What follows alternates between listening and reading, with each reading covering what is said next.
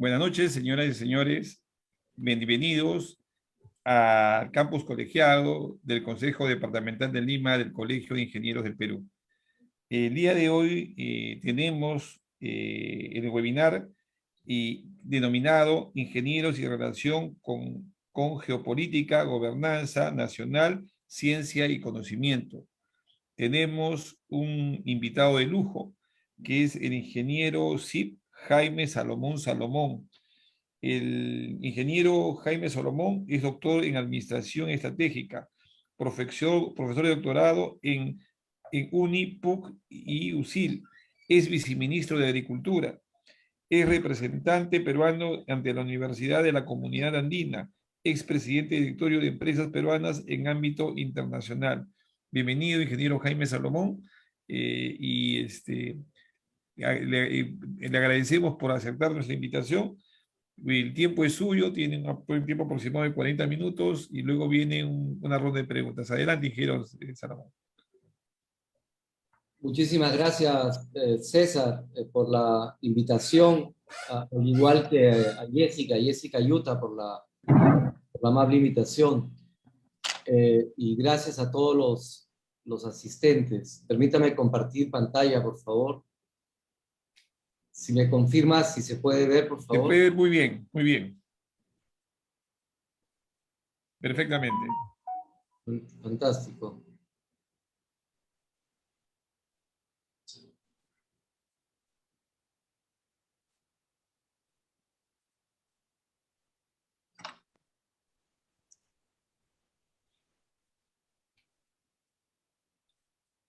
¿Se ve bien?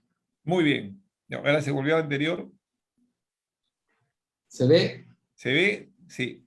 Fantástico, muchas gracias. Ya.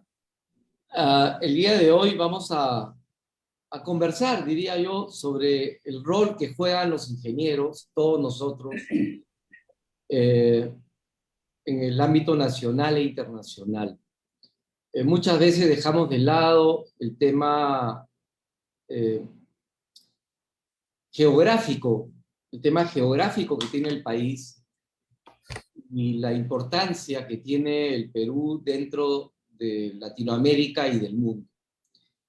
Pero también entender que la gobernanza empieza por la persona, por el ser humano. Cada ser humano gobierna su propia vida. Cada ser humano hace estrategia para decidir dónde quiere estar mañana. En teoría, si un grupo de buenos seres humanos, en el sentido que tienen conocimiento, experiencia, la capacidad apropiada, y las ganas de desarrollarse y tener éxito, se juntan dentro de una organización, lo más probable es que la organización tenga éxito. Ahora, esta organización puede ser privada o puede ser pública. Y una organización pública bastante grande se llama Perú. Entonces, depende mucho de quién está detrás para poder generar esa gobernanza nacional, entender que geográficamente tenemos ventajas y que geopolíticamente estamos conectados al mundo. En el mundo hay cerca de 200 países. Somos un país más. La sumatoria de todas las gobernanzas nacionales nos da la gobernanza global. Y estos gobernantes globales son los que deciden el futuro del mundo. En ese escenario, la ciencia y el conocimiento son claves. ¿Cuál es el gran problema? Lo que dije al inicio. No necesariamente todos los habitantes de este planeta llamado Tierra tenemos el conocimiento, la experiencia, la aptitud apropiadas para poder generar desarrollo personal, organizacional y nacional. Bajo ese esquema hablaremos hoy de ingenieros y su relación con la geopolítica, gobernanza nacional, ciencia y conocimiento. Muchas gracias, César, por tu presentación. Los ingenieros jugamos un rol preponderante, no solamente en la nación, también en las organizaciones públicas y privadas. Y la relación que tenemos con todas las variables que he estado conversando: geopolítica, gobernanza global, gobernanza nacional, ciencia y conocimiento, que es la mamá del cordero, pero todo matricialmente analizado por la realidad nacional. Un breve preámbulo sobre el tema geopolítico. Sobre geopolítica se viene hablando hace muchísimos años. Confucio habló sobre el tema, Sun Tzu habló sobre el tema en su libro El arte de la guerra, que fue escrito en el año 500 antes de Cristo. Sun Tzu significa maestro guerrero. El verdadero nombre era Chang Kim. Chang Kim era un general muy codiciado por los emperadores de aquella época porque era experto en ganar territorios, que utilizaba estrategia, que utilizaba geopolítica. Posteriormente han habido una serie de autores que han tratado el tema de geopolítica, pasando por Platón, lógicamente, y por Aristóteles. Pero Aristóteles hizo una pregunta que después fue replicada por muchísimos años más. Hasta hace poco más de 100 años se siguen haciendo la misma pregunta. ¿Cuál es el impacto del entorno natural del hombre y de la vida y de su vida política? El hombre, la mujer, el ser humano, impacta en el entorno natural. El hombre impacta en su propio desarrollo nacional, impacta en el desarrollo de las organizaciones y el desarrollo del país. Si estudiáramos, si viéramos los estudios que existen, veríamos cómo los países que han tenido éxito, llámese países desarrollados, han aplicado una fórmula interesante donde la variable más importante, ¿cuál es? El ser humano. Ser humano capacitado, es decir, experiencia, con la actitud apropiada, en otras palabras, competente. El término geopolítica nació en el siglo XIX porque lo que pretendía este señor alemán de apellido Ratzel era tratar de entender estas relaciones entre poder, conocimiento, ubicación geográfica en los países, pero fíjense, siglo XIX, actores sociales, cosa que no necesariamente estamos percibiendo en América Latina. Posteriormente han habido autores que han hablado de estados tapones. Un ejemplo, estado tapón, podría ser Panamá. Panamá se creó, Panamá era territorio colombiano y se creó justamente para tener cierta restricción de movilidad humana entre Suramérica y Centroamérica. O zonas de presión que se han utilizado por muchísimos años para tratar de controlar territorios.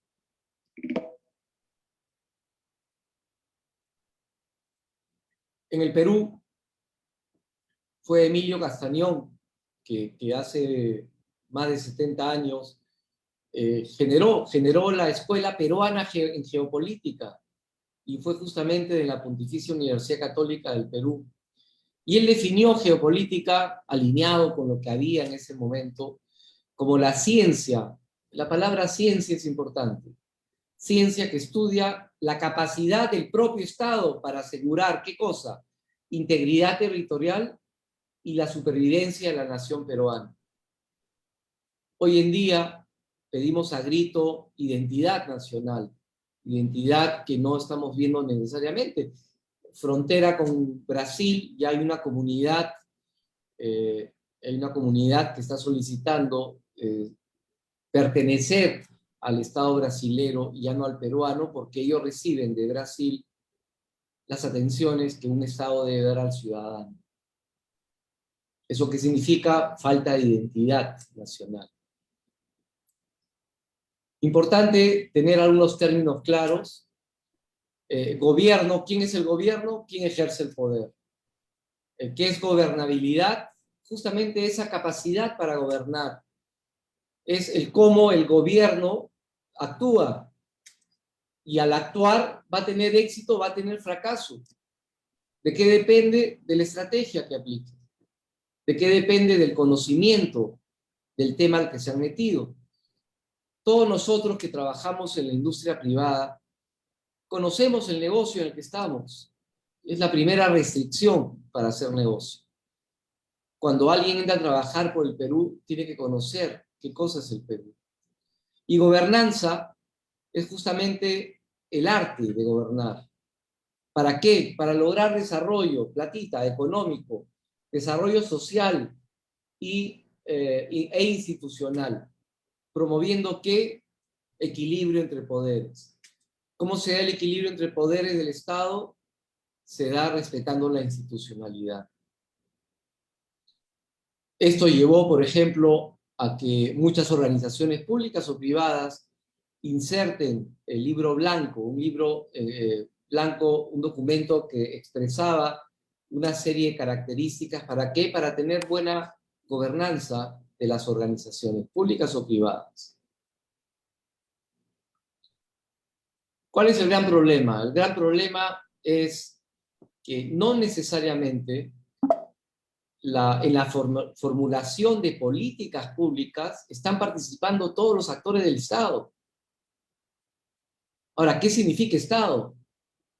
Estado somos todos los peruanos, más los gobiernos locales, los gobiernos, llámese alcaldes distritales, alcaldes provinciales, el tema de comunidades, los gobernadores, el Congreso de la República, el gobierno central, el poder legislativo, el Congreso, que creo que ya lo dije, y el poder judicial.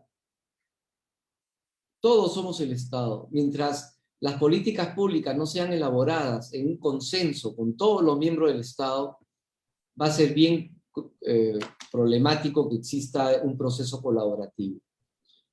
¿Qué está pasando en el mundo? ¿Qué está pasando en el Perú? En el mundo se requiere una nueva gobernanza. Estos 200 personas, líderes de los países que forman la gobernanza global, internacional, mundial, están en problemas. En este momento están en problemas. Se ha generado ¿qué? Un paradigma de la nueva gobernanza. Hablábamos de globalización, hoy día hablamos de desglobalización. Claro, es lógico, la pandemia ha acelerado este proceso. La pandemia ha acelerado este proceso y no necesariamente está habiendo el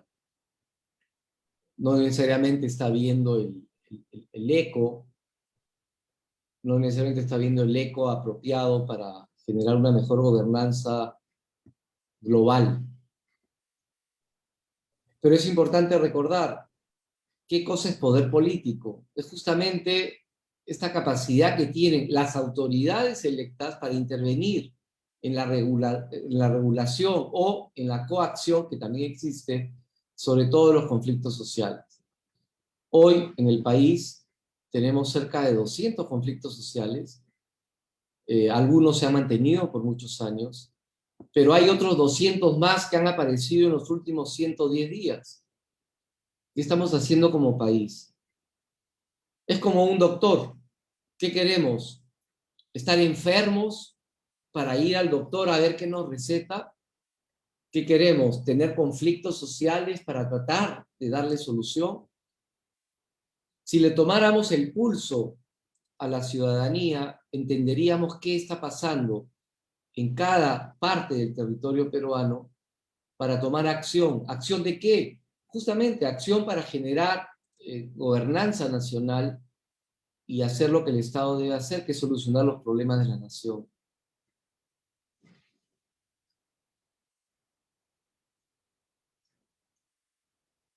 Para todo esto se requiere liderazgo, en este caso llamado liderazgo político. El liderazgo político se basa en confianza, y eso se ve a través de las urnas. La población, los peruanos en nuestro caso, elegimos a un presidente, elegimos un Congreso, y es el presidente el que elige a un equipo que lo ayuda a gobernar. Y el Congreso también tiene su chamba, también tiene sus actividades, y se supone que también debe generar confianza. Este liderazgo debe generar, esa confianza la va a generar siendo traductor de intereses, traductor de intenciones. ¿Intenciones de quién? De los más de 32 millones de peruanos. Pero para eso se requiere pensar de manera estratégica. Ahora, en el mundo han habido una serie de crisis de manera constante. Podemos presentar una relación innumerable de crisis que han habido. La última gran crisis que hemos tenido en el año 2020 ha sido el SARS-CoV-2, el COVID-19, que ha generado, ¿qué cosa? Entre otras, la aceleración del uso de tecnología para que los ciudadanos podamos mantener nuestro trabajo y nuestro estilo de vida.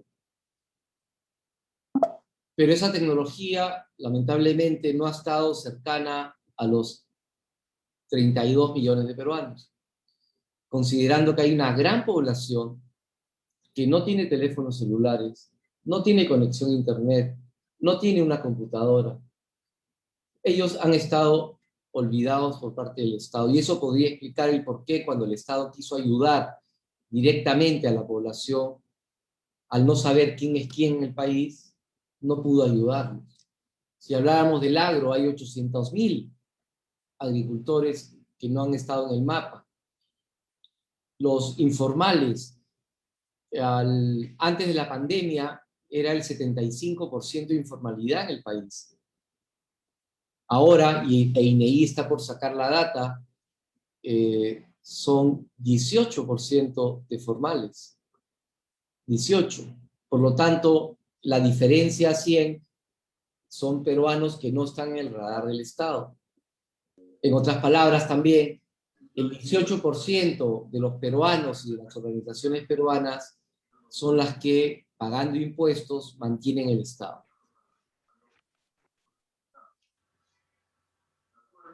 Para trabajar en una entidad pública tiene que tener una participación fuerte.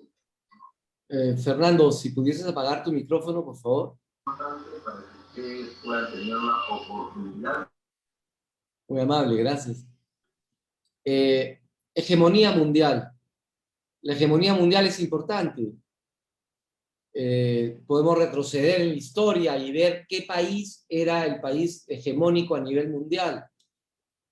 El caso de España. El caso de España es bastante interesante. Se mantuvo por casi 500 años como país hegemónico mundial.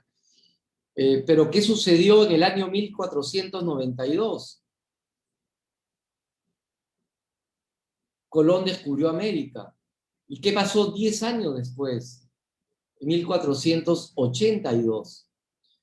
Colón empezó el emprendimiento, hizo un proyecto con estrategia y trató de buscar socios que aporten el tema económico. Y al final terminó con la reina de España. Y la reina de España aceptó financiar el proyecto. ¿Por qué? Aceptó financiarlo porque en ese momento estaban bastante cortos de caja. Por lo tanto, al no haber caja y no poder seguir haciendo lo mismo, la probabilidad que pierdan la hegemonía mundial era muy alta. Bien para España, cuestionable, pero tuvo éxito el proyecto de Colón. El tema es que después de la Segunda Guerra Mundial, hubo una polarización total. El mundo se convirtió en bipolar entre la Unión de Repúblicas Socialistas Soviéticas y Estados Unidos. Posteriormente, después de la caída del muro de Berlín, Estados Unidos tomó la hegemonía mundial. Pero estamos hoy día ante una serie de factores que nos llevaría a pensar, viendo los números fríamente, nos llevaría a pensar que China está por ser el país hegemónico mundial. El presidente anterior de Estados Unidos tuvo reacciones contra este país, contra China, cerró la economía americana, es decir, desglobalizó la economía, y empezó a atender directamente el mercado interno, prohibir importaciones, etc. Pero hoy en día la tendencia es bastante fuerte. Y en este trabajo que está haciendo China desde hace más de 50 años, yo diría hasta 70 años, donde hacen un plan estratégico quinquenal, ellos estratégicamente vieron dónde querían posicionarse en el tiempo. Ellos son acompañados hoy día por ejemplo, por Arabia Saudita, por India y por el propio Rusia. En todo ese contexto, ¿qué es lo que vimos antes de la pandemia? Ya antes de la pandemia, tremendos flujos comerciales sin ningún tipo de barreras, que era lo lógico, la integración del mundo.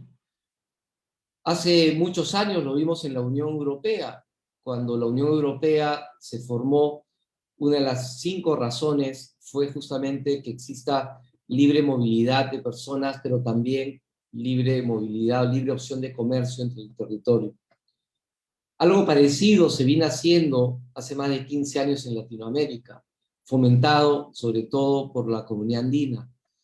Y en ese proceso estamos, en teoría, en ese proceso estamos. ¿Qué más pasó? Dinero digital. Dinero digital que está funcionando muy bien en el mundo. Tiene poco tiempo. Hay países como El Salvador, por ejemplo, que sus monedas oficiales hoy día son el dólar y el Bitcoin.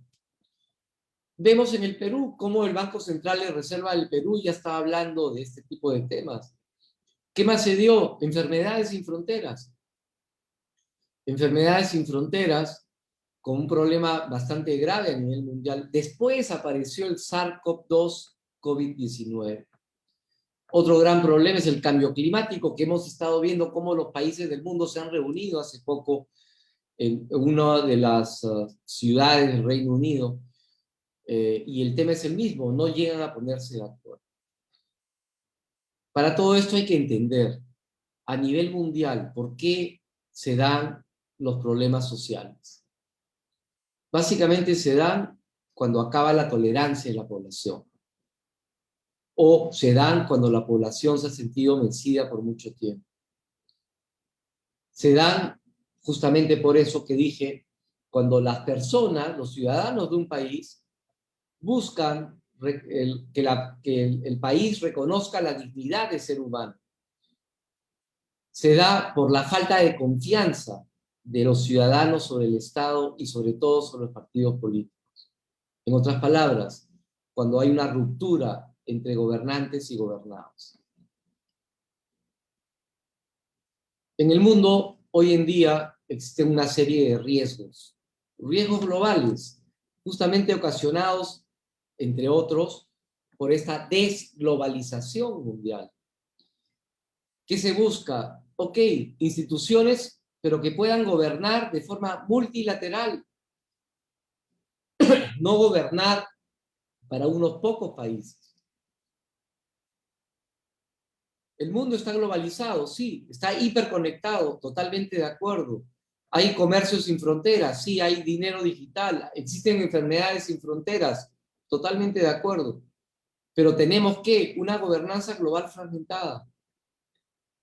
¿Qué tenemos? A causa de la tecnología que ha hecho que las comunicaciones sean mucho más rápidas, tenemos un mundo más complejo. ¿Y eso qué genera?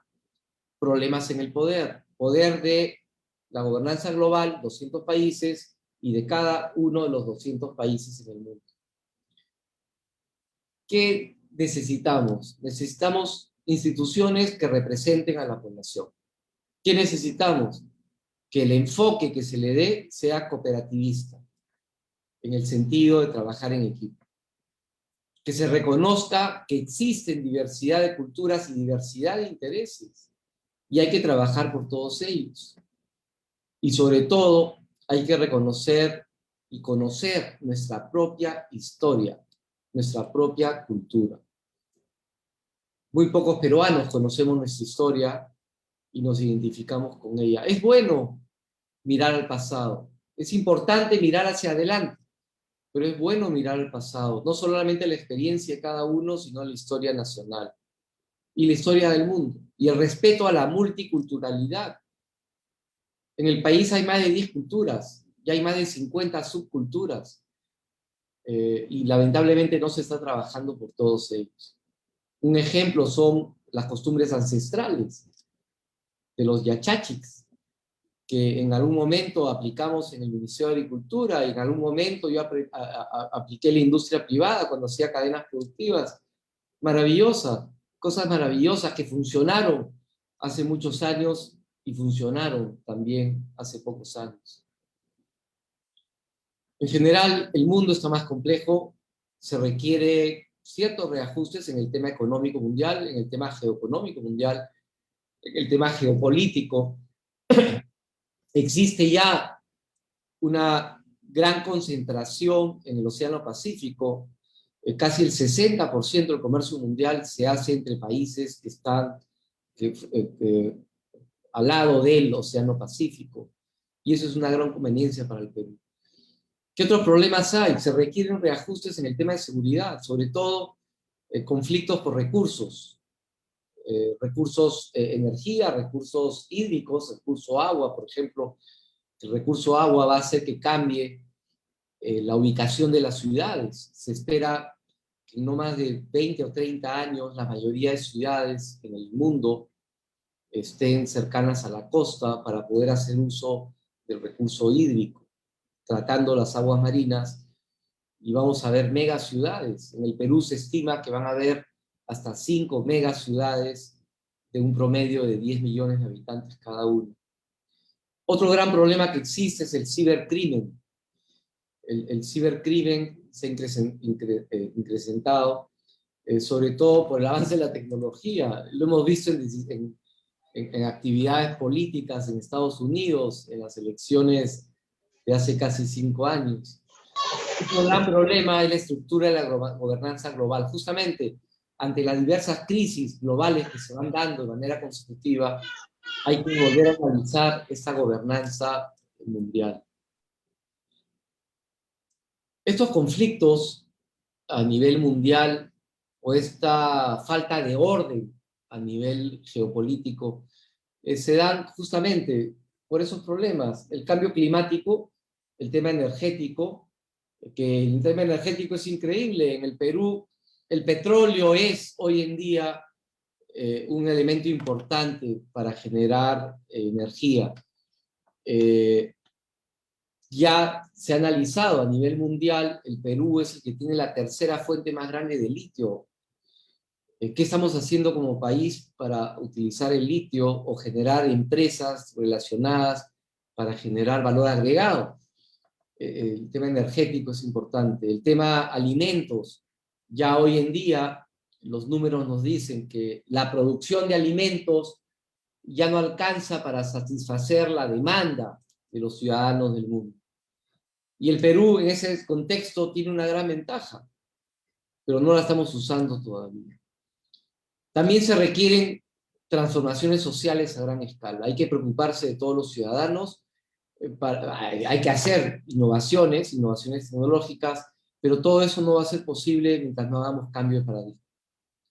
¿A qué me refiero?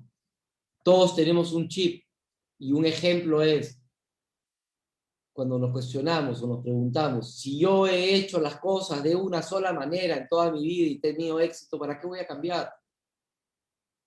Las condiciones, las variables que afectan al ser humano están cambiando, por lo tanto hay que cambiar de paradigma. O si regresáramos a nuestros cursos de geometría descriptiva, hay que saber coger el sólido, desmembrarlo, para entender cada una de las partes, corregir el problema y volver a armarlo. Pero para eso se requiere cambiar de paradigma. Han habido muchas reacciones a nivel mundial. Tenemos diferentes organismos internacionales que apoyan, el Fondo Monetario Internacional, por ejemplo, el Banco Mundial, etc. Pero una de las reacciones que hubo fue de China, por ejemplo. Hace poco más de 5 años creó el Banco de Inversión en Infraestructura Asiático, o creó el Banco de Desarrollo Euroasiático, o creó el nuevo Banco de Desarrollo.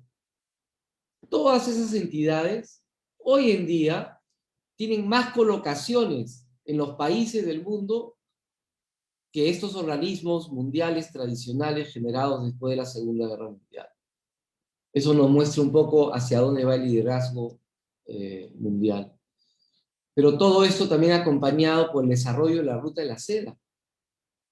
Hay que recordar, en el siglo XIII, después de Cristo, Gengis Khan, del Imperio Mongol, tuvo una gran expansión geográfica. Y lo hizo, y él lo denominó la Ruta de la Seda. Lo que Chile está haciendo hoy día es utilizar la misma Ruta de la Seda.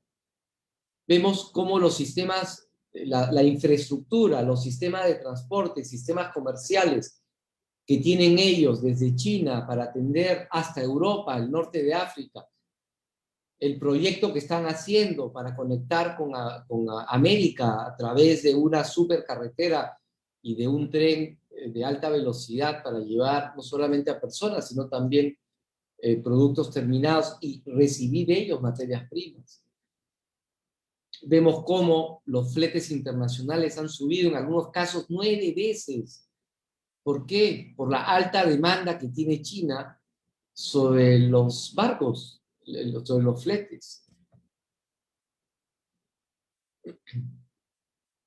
Se requieren estrategias. El ser humano requiere estrategia para tener éxito.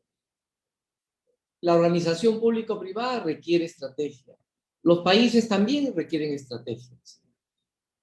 Algunas herramientas, por ejemplo, yo diría la más importante, el conocimiento. El conocimiento.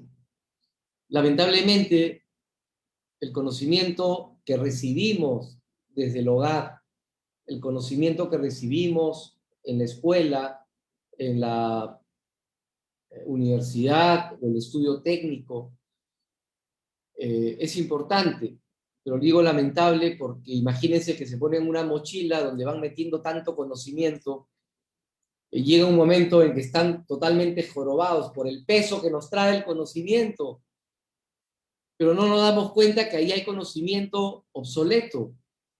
Hay que saber dejar espacio, aprender a desaprender y empezar a aprender lo que necesitamos realmente para tener éxito en este mundo ya en el siglo XXI. Se requiere comunicación estratégica, se requiere hacer uso de tecnología, entender que el ciberespacio es el futuro, pero entender también que la reputación y la credibilidad de las personas son las que van a marcar justamente lo mismo en las organizaciones públicas o privadas y en el país. Y eso se gana en el tiempo. Eso no es lonche gratis, como dicen los economistas. Eso se gana en el tiempo. Hay que ser consistentes.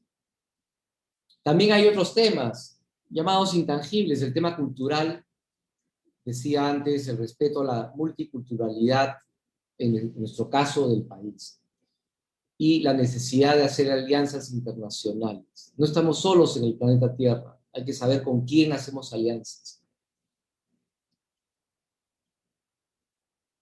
¿Qué va a suceder?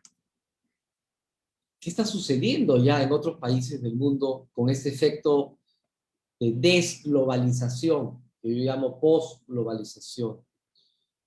Tenemos problemas regionales en el mundo. Está habiendo estancamiento económico, sí, en diferentes partes del mundo. Lógico, ante todos los problemas, hay una serie de variables que hace que suban una serie de insumos, materias primas, por lo tanto va a haber inflación. Muchas de esas por consecuencia de factores externos al Perú. Sí, tenemos un pequeño factor que es incertidumbre, que ayuda a que esto exista. Inestabilidad económica a nivel mundial, no solo en el Perú, y causada ¿por qué? Por esa incertidumbre.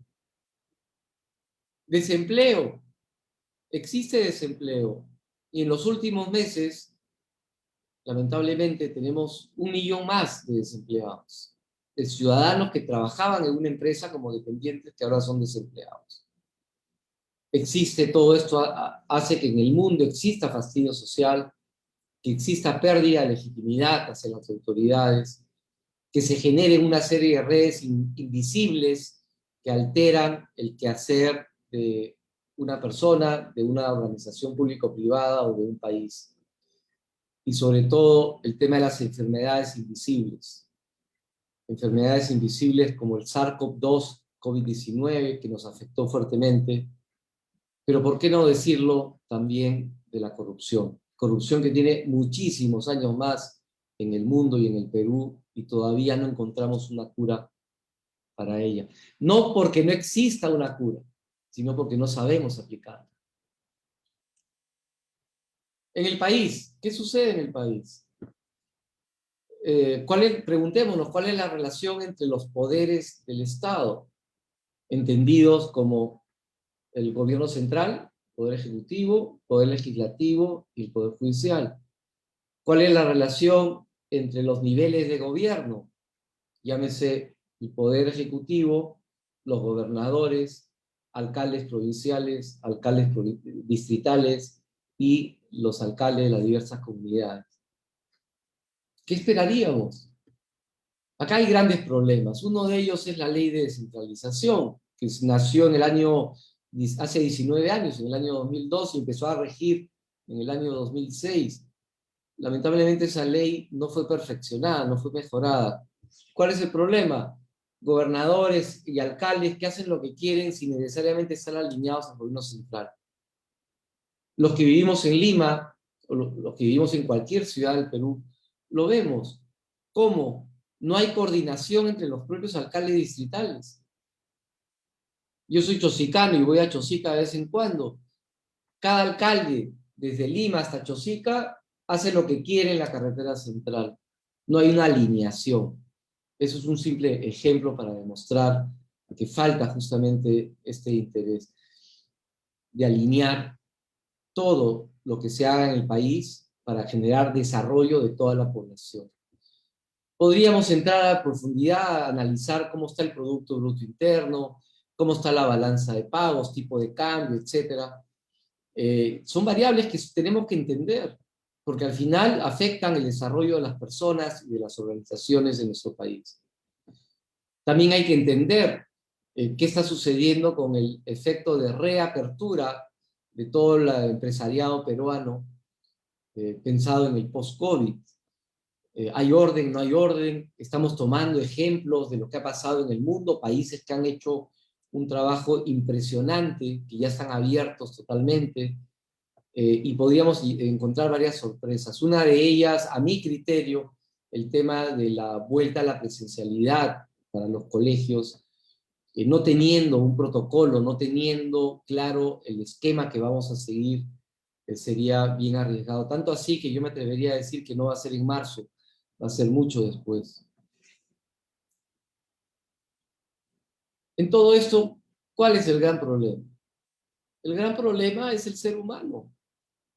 Tenemos inteligencia artificial, sí, pero es generada por el ser humano. Y es justamente esta inteligencia natural la que debemos aprender a explotar. Y ahí está el gran reto. ¿Cuál es el problema? Ok, yo siempre he hecho las cosas de una manera y he tenido éxito. Bueno, rompamos paradigmas, aprendamos, entendamos que hay que desaprender y aprender nuevamente ciertos conceptos. Y yo en son de broma digo, coloquémonos los anteojos o las gafas apropiadas para entender la nueva realidad. Pero eso viene ligado, muy ligado al conocimiento. No solo conocimiento adquirido en aulas, al conocimiento de lo que está pasando a nivel mundial. Y el ingeniero juega un rol preponderante en todo esto. Cuando analizamos un problema, muchos se quedan viendo la punta del iceberg, pero no analizan realmente cuál es el problema al cual debemos darle solución. Y el ingeniero tiene esa capacidad, ingeniero de diferentes disciplinas, de diferentes carreras. Tenemos esa capacidad de analizar, de coger el sólido, de hacer destrucción creativa, abrir el sólido, analizar y volver a armarlo corregido. Vemos hoy en día, todos hemos ido a la universidad. un solo verso, un verso. Hoy día vemos como muchas casas de estudio ya están con la multiversidad. Antes había energía mecánica, energía electrónica, ahora vemos la mecatrónica, y lo mismo podemos ver en diferentes disciplinas académicas. Y ese es el futuro, el multiverso. Ya no estamos en el universo, estamos en el multiverso hablando del tema del conocimiento. Por lo tanto, el hecho de socializar y de compartir problemas o analizar problemas con equipos multidisciplinarios es una de las características de éxito de organizaciones privadas, sobre todo. Y eso nos lleva a pensar, ok, desde el punto de vista de ingeniería, ¿qué necesitamos? Varias cosas, pero una de ellas, articular justamente el tema de ciencia, tecnología e innovación. Necesitamos insertar a las universidades, a los institutos de investigación, ¿por qué no a las fuentes de financiamiento? Y en general a toda la población peruana. Fortalecer la gobernanza del conocimiento. Sí, hoy día tenemos a Concitec y está haciendo lo mejor que puede. Perfecto. Pero lo que debemos hacer es que sea gestora y articuladora de todo el sistema del conocimiento.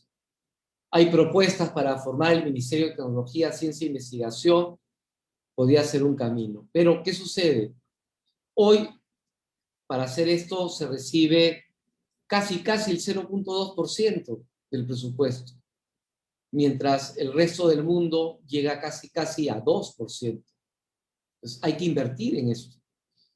Se requiere acceso abierto al conocimiento. ¿Se genera conocimiento en el Perú? Sí, se genera.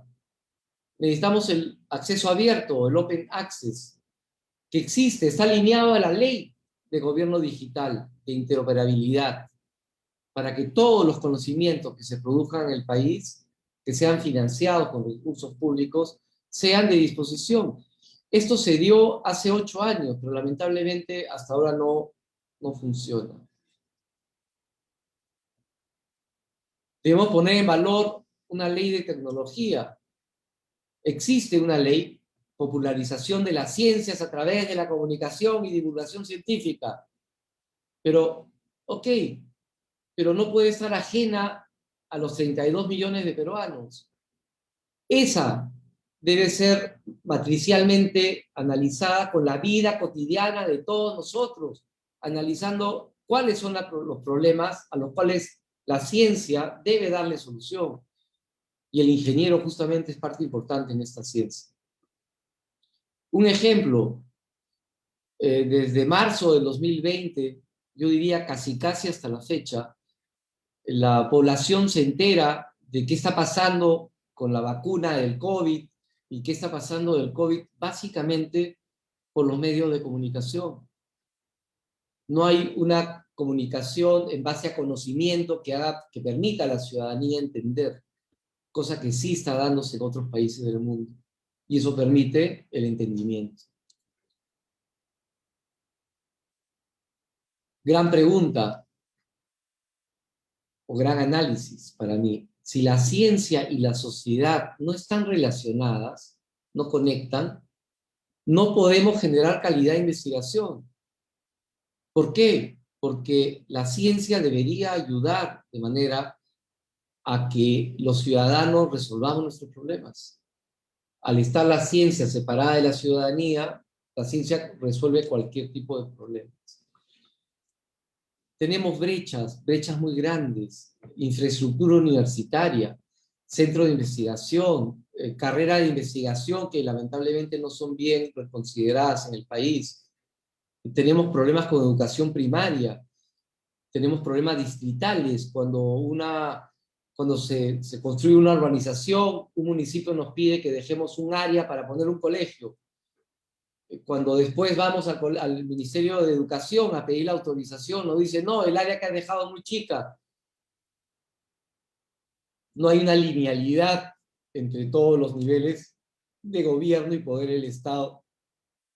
Y eso se ve porque en el país se dan hoy en día cerca de 10 normas por hora, de las cuales solo en promedio una norma es dada por el Congreso Bueno, esta estadística es antes de julio de este año, y 9 son dadas por diferentes niveles de gobierno, por alcaldes, por gobernadores, por el propio ejecutivo, y no hay linealidad. Es increíble. Capital humano. Es cierto, sin ciencia no hay tecnología. ¿Estamos de acuerdo? Pero ¿de qué ciencia hablamos? Regresando al tema del COVID, los expertos son los que salían en televisión a hablar, no necesariamente basados en ciencia y tecnología. La mujer ha tenido un rol preponderante en el mundo, sobre todo después de la Segunda Guerra Mundial y una serie de factores que se dieron, que le dieron derecho a voto, etc. Hoy ya forma parte de las decisiones políticas, forma parte del sistema organizacional público-privado, pero falta darle más oportunidades en lo que es ciencia, lo que es innovación, lo que es investigación. Hay que darle más oportunidades. Es cierto, para eso requerimos empoderar a la mujer. Poco se está haciendo sobre el tema. Países latinoamericanos ya lo vienen haciendo. El Perú está relegado sobre el tema. Y habría que analizar el porqué. Otro tema importante son las redes de conocimiento.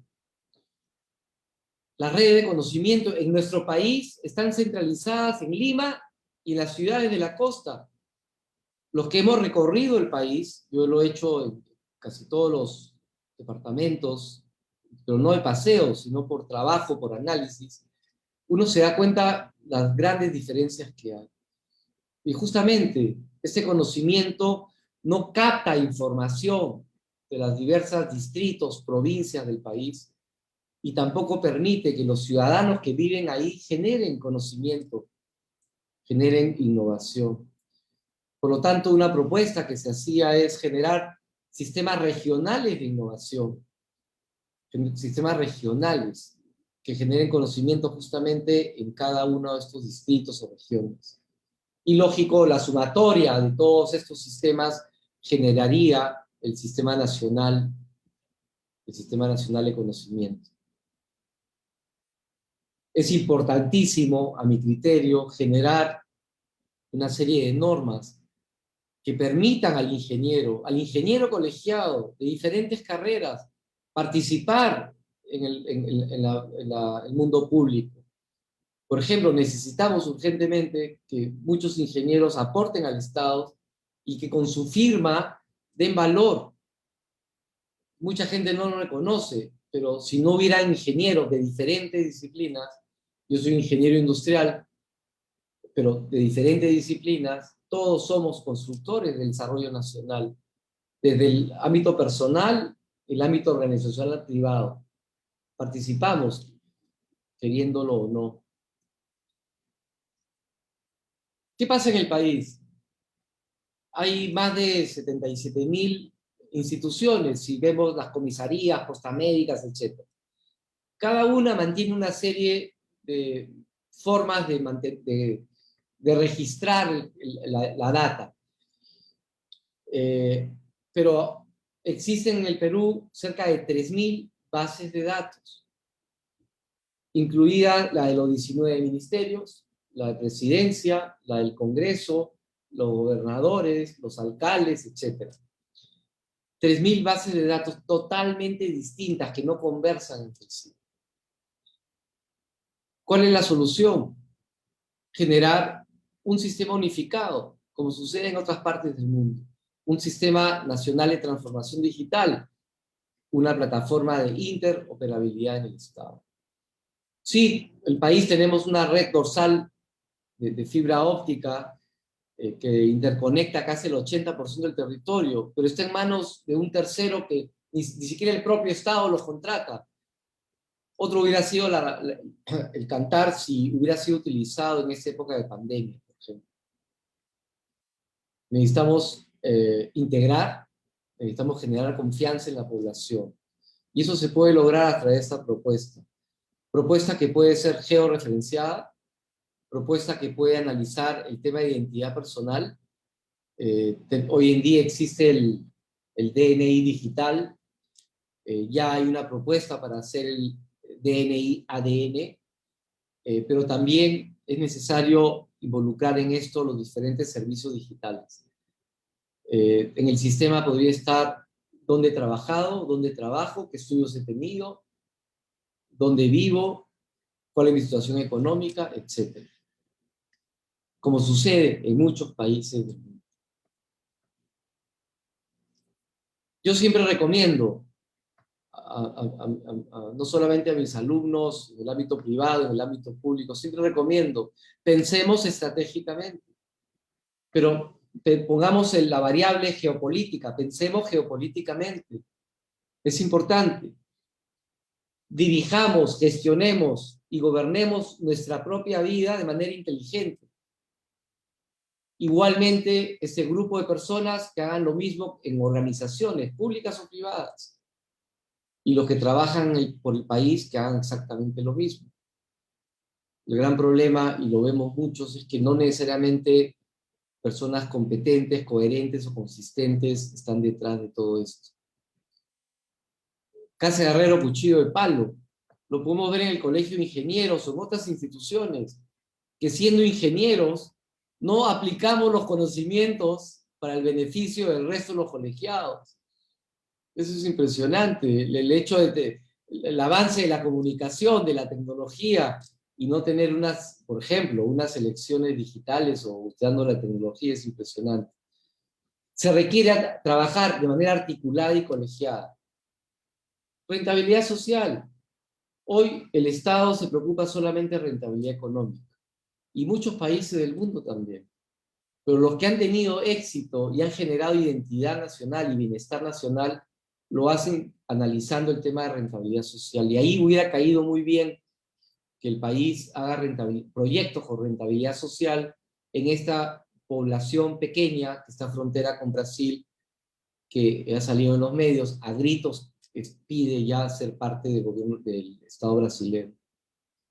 Respetemos las culturas, respetemos las diferentes formas de pensar, respetemos las diversas ideologías, aunque según yo no existen ideologías en el país, pero pensemos o respetemos las diferentes formas de pensar.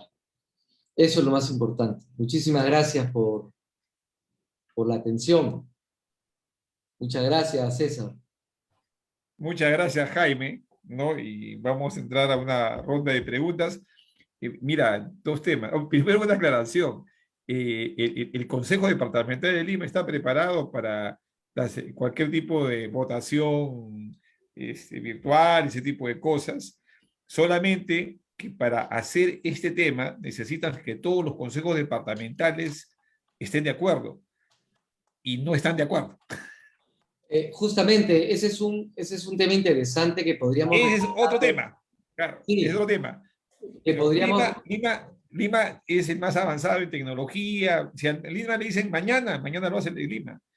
Inclusive, date cuenta que el edificio que se ha construido recién tiene paneles solares, es una última tecnología que ustedes ya lo van a disfrutar cuando vayan al colegio. Jaime, interesante tu conferencia. Vamos, hay un tema muy interesante, capaz voy a ver cómo van las preguntas de las personas. Vamos a ver. Como, por favor, los que se quieran que registrar sus asistencias, tienen ahí ya en el chat han colgado el tema de asistencia y pueden hacer pueden hacer ahí llenar en la ficha, como también pueden hacer sus preguntas. Yo más bien voy iniciando el tema y le voy a dar, normalmente no damos la palabra, pero le voy a dar la palabra a la ingeniera Jessica Yuta, que es una de las responsables que esté nuestro querido Jaime aquí con nosotros, ¿no? Jaime, un favor grande. Yo te digo, has entrado con un tema, has entrado con el tema filosófico, ¿no?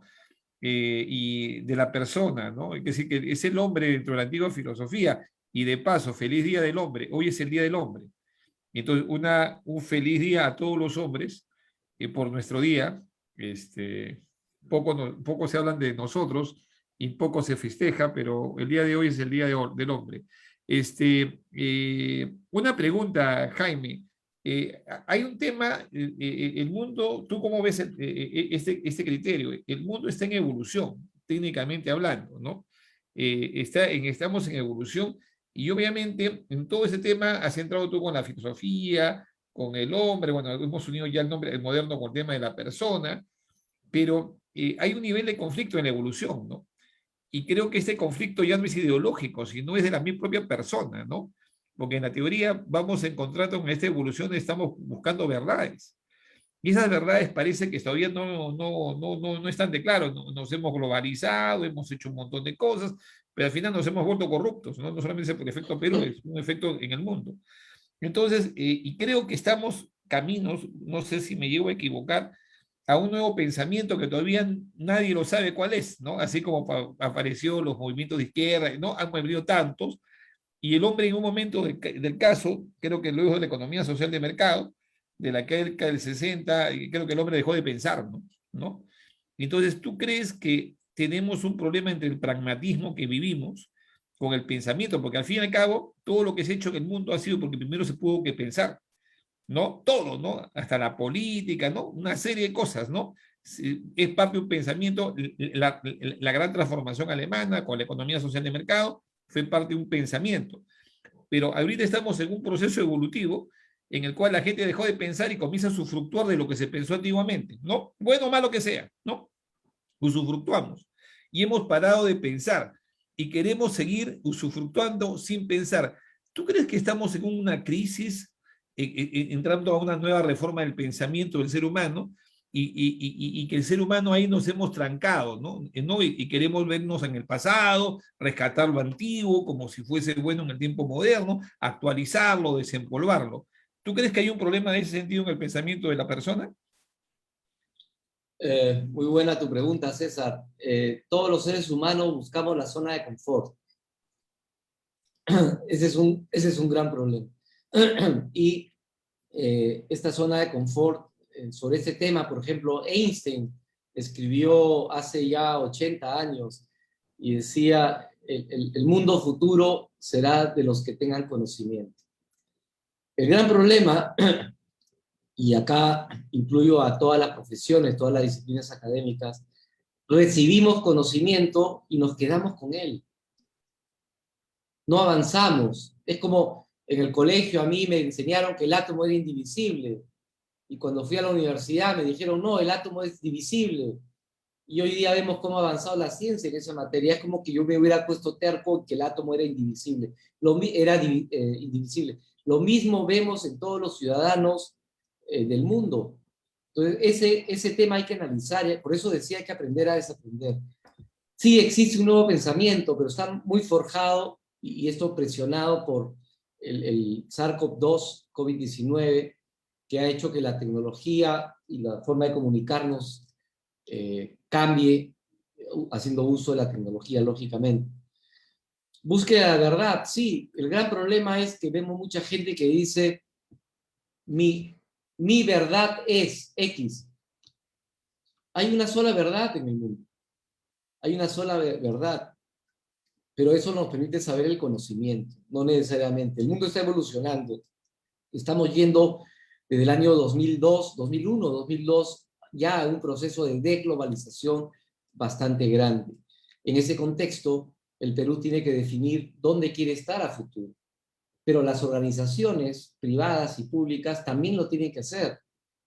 Y para que eso suceda, el hacedor de todo esto, que es el ser humano, el peruano, también lo debe hacer.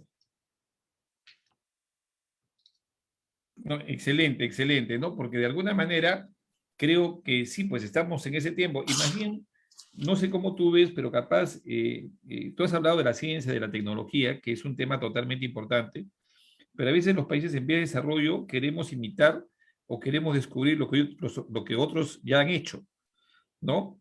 Como si fuese una novedad, ¿no?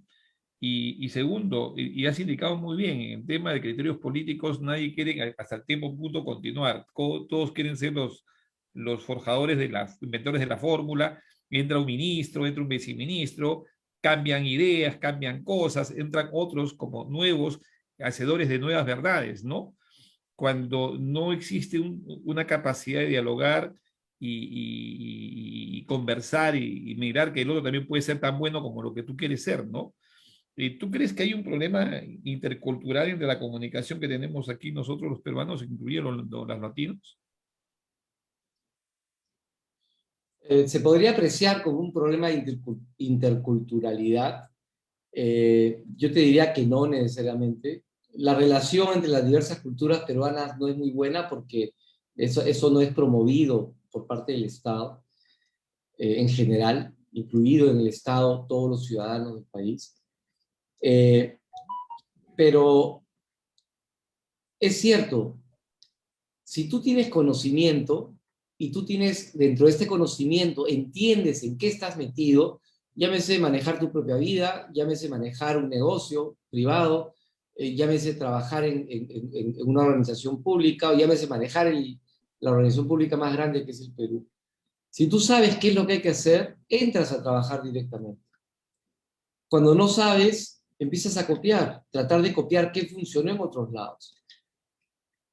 Copiar directamente no es bueno, pero analizar qué hicieron otros que les generó el éxito y adaptar eso a nuestra propia realidad personal, organizacional o de país es bueno. Inventar fórmulas, no hay muchas cosas por inventar en el mundo.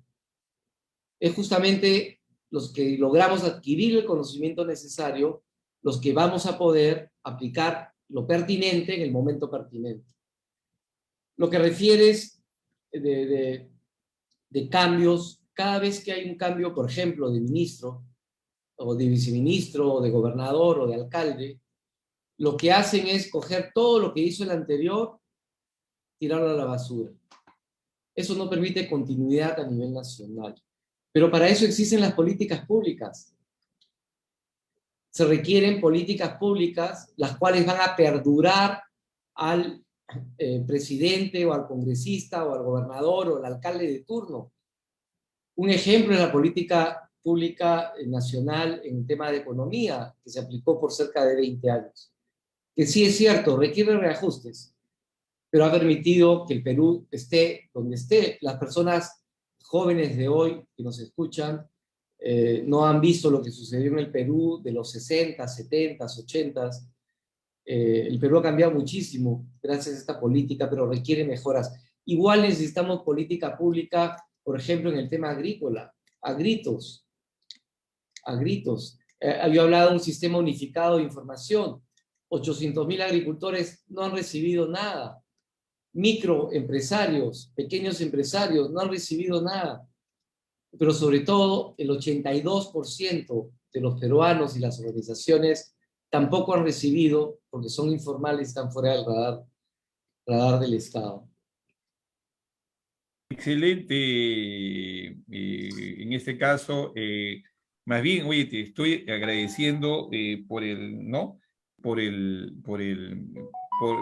la conferencia que nos han dado. Quiero saber si hay alguien por acá. Vamos a ver, está aquí la ingeniera Jessica Ayuta que pide la palabra. Tenemos gracias a Jessica. Vamos a ver. No, bueno, no puedo hacer, no puedo. Vamos a ver. ¿Cómo estás, No. ingeniero César Soriano? Jessica, Ingeniero te Jaime dejo Salomón. 2 minutos nada más, Jessica. Gracias por traernos a este panelista, por favor.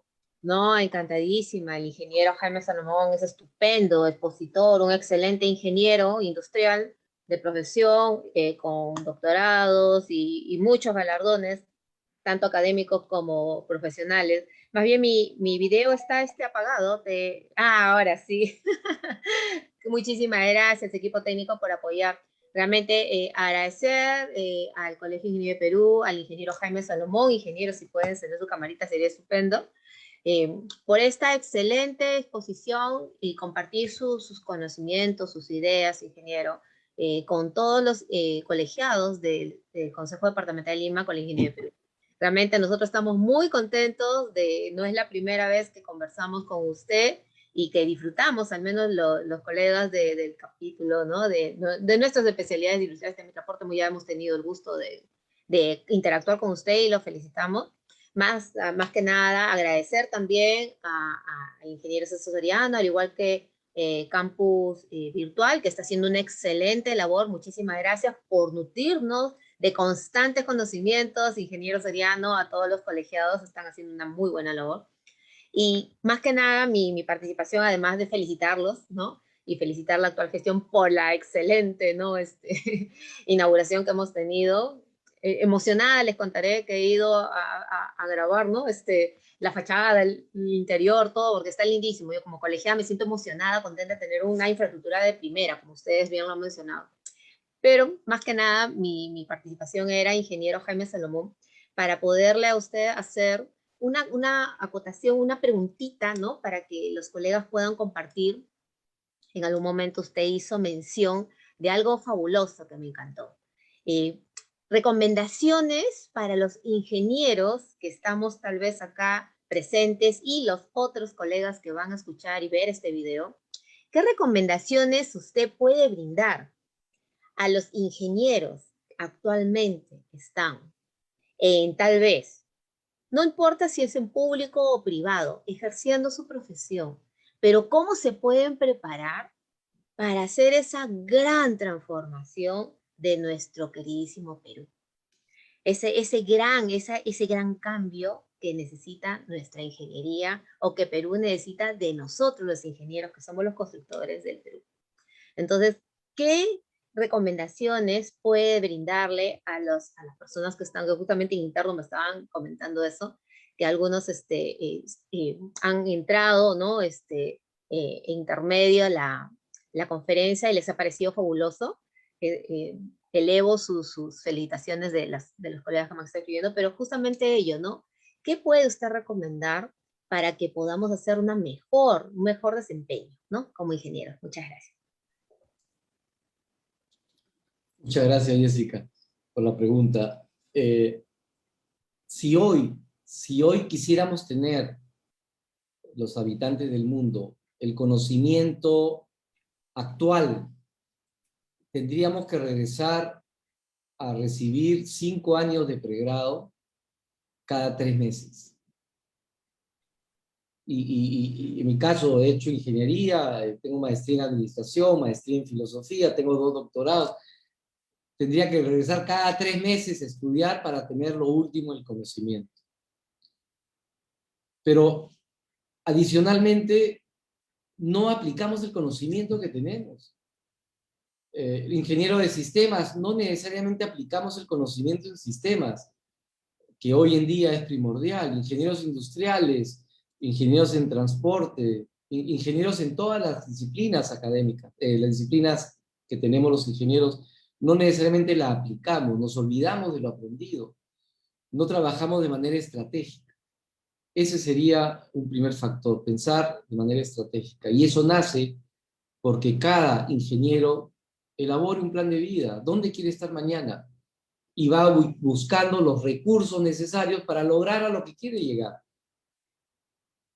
Lo interesante es que las empresas más exitosas del Perú y el mundo, cuando estas personas que sí saben dónde van a estar mañana, ingresan a trabajar ahí, esa organización tiene éxito. Lamentablemente no sucede todavía en la organización pública, y menos en el Estado. ¿Qué recomendaría? Fuera de aplicar el conocimiento adquirido y no dejar de aprender constantemente, pero también aprender a desaprender. Dejemos de lado la información vieja, hagamos espacio en nuestro disco duro para cosas pertinentes, para el conocimiento, para la ciencia. No dejemos atrás la ciencia y el conocimiento. Hay que ser consistentes, hay que ser persistentes, hay que siempre tratar de dar lo mejor. Hacerlo malo, hacerlo bien, usamos los mismos recursos, pero justamente eficiente es el que llega al fin con un buen uso de recursos. La mayoría son eficaces, aprueban con 11 y no interesa si aprendieron o no. Hay que ser eficiente. Ser eficiente permite ser productivo. Si uno es productivo, en una línea de tiempo se convierte en competitivo. Necesitamos personas competitivas para tener organizaciones y un país competitivo. Y como me decía una persona hace muchísimos años, decía, Jaime, tú tienes que trabajar las 24 horas del día. Ya llegará el momento en que puedas trabajar de 7 de la mañana a 7 de la noche. Es la mitad del turno. Es la única manera de lograr el éxito.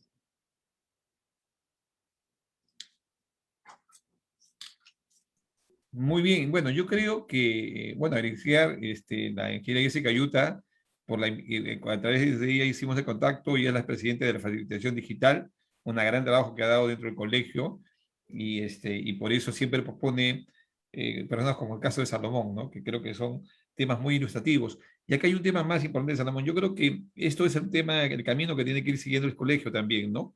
De ir invitando gente que ha hecho mucho trabajo, pero también encontrar un espacio donde integremos pues también el pensamiento de personas, el pensamiento de universidades, de la academia, el pensamiento de las empresas, ¿no? ¿No? Es decir, yo creo que hay que ir al triple hélice, a las cuatro hélices, ¿no? Y tiene que haber un articulador y creo que el colegio es el mejor, ¿no? Elemento neutral para que estos temas que son tan diferentes pueden ser, alguien en este país tiene que jugar ese papel neutral y creo, pero bajo un tema objetivo y técnico, ¿no? Y creo que los que somos constructores del país, que es el colegio, debemos hacerlo.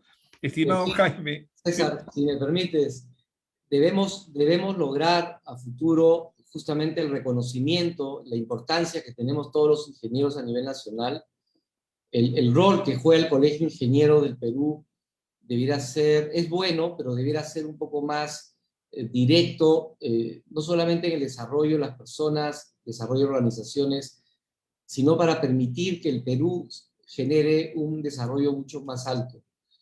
Es cierto, el país en muchos casos es gobernado por abogados, pero yo estoy seguro que los ingenieros, como sucede en otras partes del mundo, tenemos un rol que debemos desempeñar de manera apropiada a futuro.